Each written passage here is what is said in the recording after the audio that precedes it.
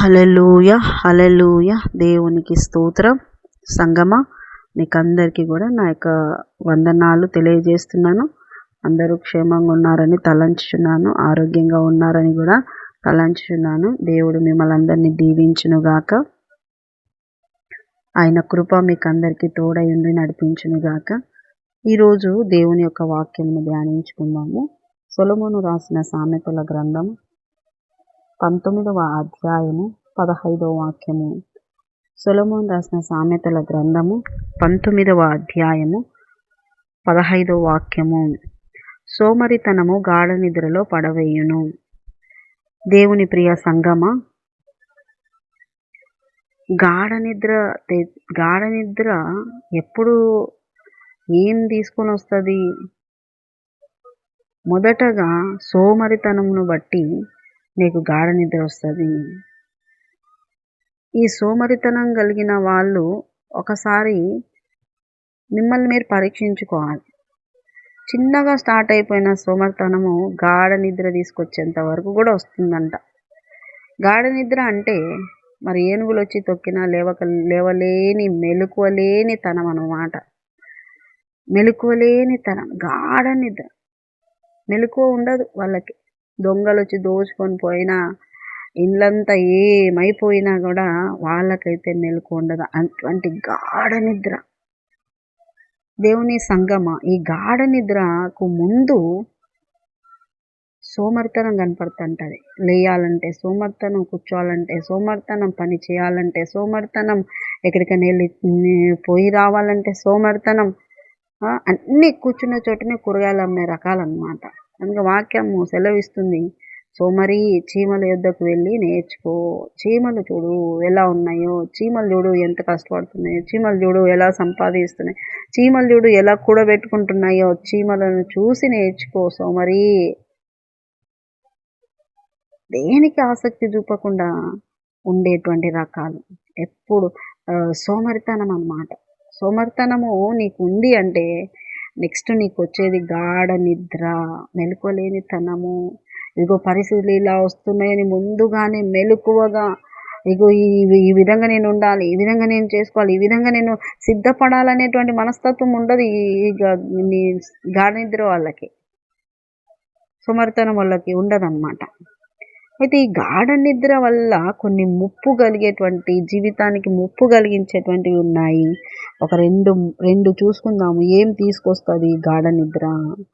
సొలొమోను రాసిన సామెతల గ్రంథము 6వ అధ్యాయము 10-11 వాక్యాలు. మీరు వాక్యం తీసి చదువుకోవాలన్నమాట. 6వ అధ్యాయము, సొలొమోను రాసిన సామెతల గ్రంథము 6వ అధ్యాయము 10-11 వాక్యాలు.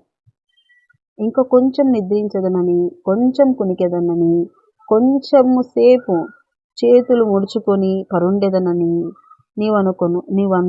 నీవనుచుందు. అందుచేత దోపిడిగాడు వచ్చినట్లు దారిద్ర్యము నీ యొద్దకు వచ్చును, ఆయుధదారుడు వచ్చినట్లు లేమి నీ యొద్దకు వచ్చును. ఇక్కడ రెండు అంశాలు ఉన్నాయి. ఏంటంటే దారిద్ర్యం ఎట్టొస్తుందంట, దోపిడిగాడు వచ్చినట్టు. అంటే ఇంకా ఏది ఆపలేదన్నమాట. ఆ దరిద్రం నీకు రావటానికి, నీ ఇంట్లోకి రావటానికి, నీ జీవితంలోకి రావటానికి అడ్డము లేకుండా అది దారిద్ర్యం వస్తుందంట. దరిద్రం వచ్చేస్తుందంట. దేవుని బిడ్డలారా, దోపిడిగాడు వచ్చినట్లు దరిద్రము వచ్చేస్తుంది. కనుక సోమరితనం విడిచిపెట్టండి. పడక మీద నుండి లేసేటప్పుడు టక్కున ఒక్కసారి ప్రభా లేస్తున్నాను నాయన, స్తోత్రం వేసాయి అనుకుంటూ లేయాలే తప్ప అటువైపు తిరిగి కొంతసేపు, ఇటువైపుకు తిరిగి కొంతసేపు, కొంచెం సేపు ఇటువైపు, కొంతసేపు అటువైపు, కొంతసేపు చేతులు ముడుచుకొని కొంతసేపు అట్లా పండుకోవడానికే సమయమును వెచ్చిస్తే నీ జీవితంలోకి, నీ ఇంట్లోకి దరిద్రత పరిగెత్తుకుంటూ వస్తుందంట.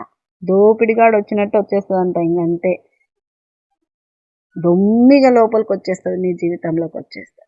ఫోర్సుగా ఆపలేని పరిస్థితి అనమాట. ఇంకా ఆపలేవు నువ్వు. అటువంటి రీతిలో దరిద్రత వచ్చేస్తుంది, దారిద్ర్యం వస్తుంది. మరి ఇంకొకటి మనం చూసుకున్నట్లయితే సొలొమోను రాసిన సామెతల గ్రంథము 24వ అధ్యాయము 33, 34 వాక్యాలు. సొలొమోను రాసిన సామెతల గ్రంథం 24వ అధ్యాయము 33, 34. ఇంకా కొంచెం నిద్ర, ఇంకా కొంచెం కునుకుపాటు, పరుండుటకై ఇంకా కొంచెం చేతులు ముడుచుకొనుట, వీటి వలన నీకు దరిద్రత పరిగెత్తి వచ్చును. ఆయుధస్తుడు వచ్చినట్లు లేమి నీ మీదికి వచ్చును. లేమి లేమి లేమి దరిద్రత. అక్కడ చదివిన మాటలు ఇక్కడ చదివిన మాటలు సేమ్ అయినప్పటికీ చూడు, ఈ రెండు మీ జీవితంలోకి అనుమతించబడతాయి. ఏంటివి? దారిద్ర్యము, ఆ తర్వాత లేమి. యెహోవా నా కాపరి, నాకు లేమి కలగదు. దేవుడు నీకు కాపరిగా ఉంటే, దేవుడు నీకు యజమానుడిగా ఉంటే, దేవుడు నీకు అడిగేవాడుగా, నువ్వు దేవుడికి లెక్క అప్పగించేవాడుగా నువ్వు దేవుని కింద ఉంటే నీకు ఏ కొరత ఉండదు. కానీ ఇక్కడ కొరత ఎప్పుడు కలుగుతుంది అంటున్నాడు. వాక్యం ఏం చెప్తుంది? ఆయుధస్తులు వచ్చినట్లు లేమి నీ మీదికి వచ్చును. ఎప్పుడు? నిద్ర. ఇంకొంచెం అటు, ఇంకొంచెం ఇటు, ఇంకొంచెం అనుకుంటానే. ఎన్ని గంటలు నిద్రిస్తున్నావో, ఎన్ని గంటలు పరుపు మీదనే పొర్లుతున్నావో, ఎన్ని గంటలు సమయం వృధా చేస్తున్నావో, ఎన్ని గంటలు నువ్వు ఆ పడక మీద పొర్లాడుతూ తిండి కూడా తినకుండా పండుకునే వాళ్ళు ఎంతోమంది ఉన్నారండి. అదొక దీవెనకరమైనది కాదని ఈరోజు నువ్వు గ్రహించాలని దేవుడు నీతో మాట్లాడుతున్నాడు.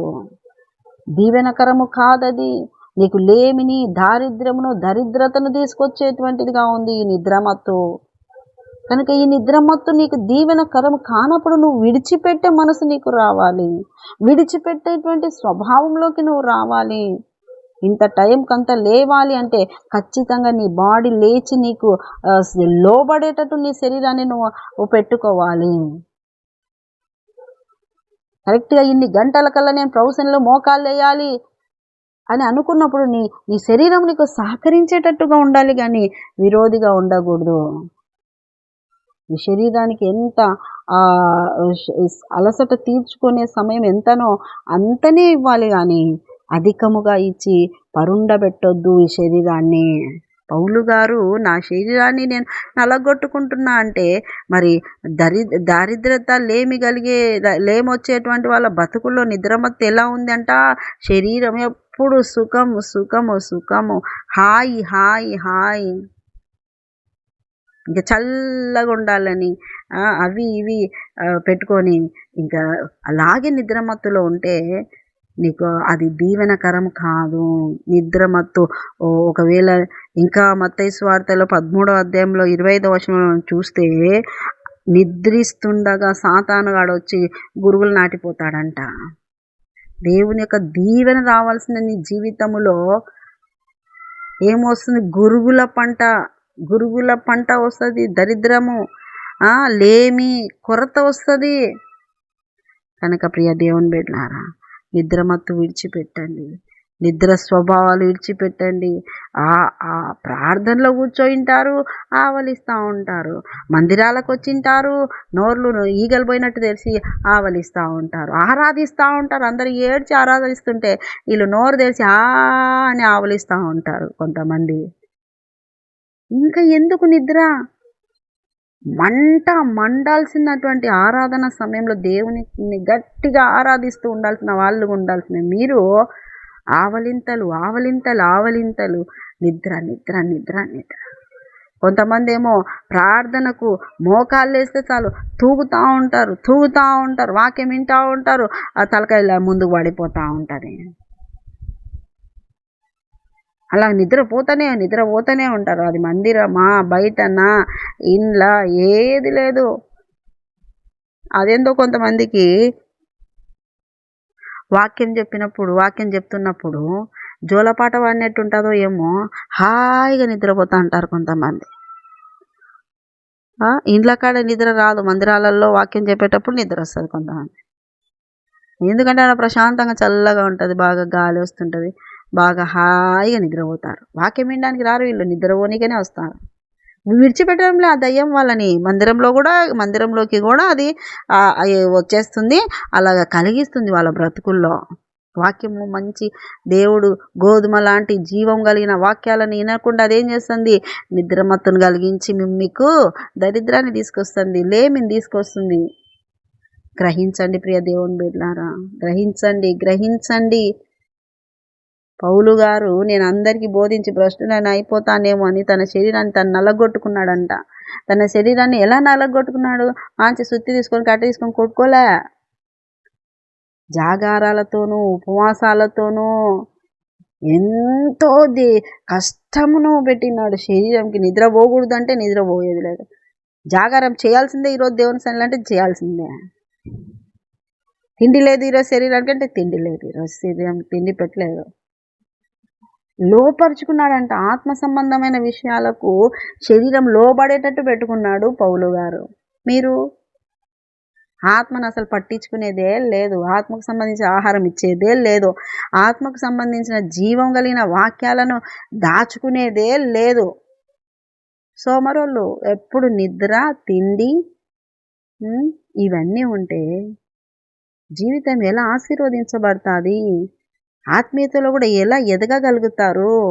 దేవుని వాక్యంలో పట్టుత్వం పట్టుకొని ఆత్మీయంగా ఆ దర్శనాలేమి, ప్రవచనాలేమి, ప్రభువుతో ఆ యొక్క దేవుని సహవాసములో పొందేటువంటి దీవెనలలో ఎలా పొందుతారు? నిద్రమత్తు ఇడిచిపెడితే సోమర్తనాన్ని కలగకుండా నీవు కాపాడుకొని జాగ్రత్త పడితే కదా మెలకువతనంతో నువ్వు దేవుని దగ్గర పొందుకునేటివన్నీ దీవెనలు పొందుకుంటావు. కనుక ప్రియ దేవుని బిడ్డలారా, ఎవరెవరు నిద్ర కోసం అన్ని మానుకొని కూడా పండుకునే వాళ్ళు ఉన్నారు. ఒకరోజు సెలవు పెట్టుకొని కూడా నిద్రపోయేటోళ్ళు ఉన్నారు. అవన్నీ మానుకొని ఈ శరీరానికి ఒక టైం, ఇంత టైం నిద్ర, ఇంత ఫుడ్, ఈ విధంగా అన్నీ ఒక టైం సిస్టమేటిక్గా ఈ శరీరాన్ని నువ్వు నడిపించుకోవాలి. నువ్వు కానీ దీన్ని వదిలేసి సోమర్తనం శరీరంనకు కలిగించుకొని ఆ శరీరం సోమర్తనంతో ఉన్నది ఫస్ట్ స్టార్ట్ అయ్యి నిద్రమత్తులోకి నిన్ను తీసుకుపోయి నిద్రమత్తులో నువ్వు మత్తులో ఉంటే నీ ఇంటికి ఆశీర్వాదము రాదు, నీ ఇంటికి దీవెన రాదు, నీ ఇంటికి మేలు రాదు, నీ ఇంటికి సంపద రాదు, నీ ఇంటికి సమృద్ధి రాదు, నీ ఇంటికి సమాధానము రాదు, ఏమి రాదు. ఇంకా నీ ఇంటికి వచ్చేది ఏంటంటే దరిద్రత, నీ ఇంటికి దరిద్రత, నీ ఇంటికి లేమి వస్తాయి. కనుక ఈ రెండు నీ ఇంటికి రాకూడదు అంటే నువ్వు ఎలా ఉండాలా? మెలకువ కలిగి ఉండాలి, చురుగ్గా ఉండాలి. వాక్యం సెలవిస్తుంది, చురుకుగా ఉండుట గొప్ప భాగ్యము. ఉన్నావా? చురుకుగా ఉండడానికి ప్రయత్నం చేయి. చురుకుగా ఉండు, మెలకువతనముతో ఉండు. దేవుని దీవెనలు సమృద్ధిగా పొందుకోండి. దేవుడు మిమ్మల్ని దీవించునుగాక. చిన్న ప్రార్థన చేసుకుందాం. యేసయ్యా నీకు వందనాలు ప్రభువా. నిజమే ప్రభువా, కొంతసేపు నిద్ర, కొంతసేపు అనుకుంటానే గంటలు నిద్రపోతూ ఎంతో సమయం వృధా చేస్తున్న వాళ్ళు ఎంతో మంది ఉన్నారయ్యా. అటువంటి జీవితాలకు ఈరోజే స్వస్తి చెప్పి అయ్యా నిద్రమత్తును విడిచి అయ్యా నీ దీవెనలు, ఆత్మీయ దీవెనలు పొందుకుంటూ లోకంలో కూడా నాయనా ఎంత అవసరం అంత సంపాదించుకోవడానికి, సమృద్ధిలోకి ఉండడానికి, ఒకరిని చేయి చాపి అడగని బ్రతుకులతో కష్టపడే మనసుతో ముందుకు నడవడానికి కావలసిన చురుకుతనం వాళ్ళు పొందుకునేటట్లు సహాయము దయచేయండి. నిన్న వారిని అందరినీ దీవించండి, ఆశీర్వదించండి నాయన. ఒక్కొక్కటిగా ఈ శరీర సుఖ అలవాట్లన్నింటినీ విడిచిపెట్టి ఆత్మీయతలో ముందుకు సాగే కృపతో నింపమని యేసు పరిశుద్ధ నామములో అడుగుతున్నాం మా తండ్రి. ఆమేన్, ఆమేన్, ఆమేన్. యేసు రక్తమే జయం, సిలువ రక్తమే జయం. ప్రవేశు నామానికి సంపూర్ణ విజయం కలుగునుగాక. Amen, amen, amen. Good morning, praise lord. దేవుడు మిమ్మల్ని అందరినీ దీవించునుగాక. ఆమేన్.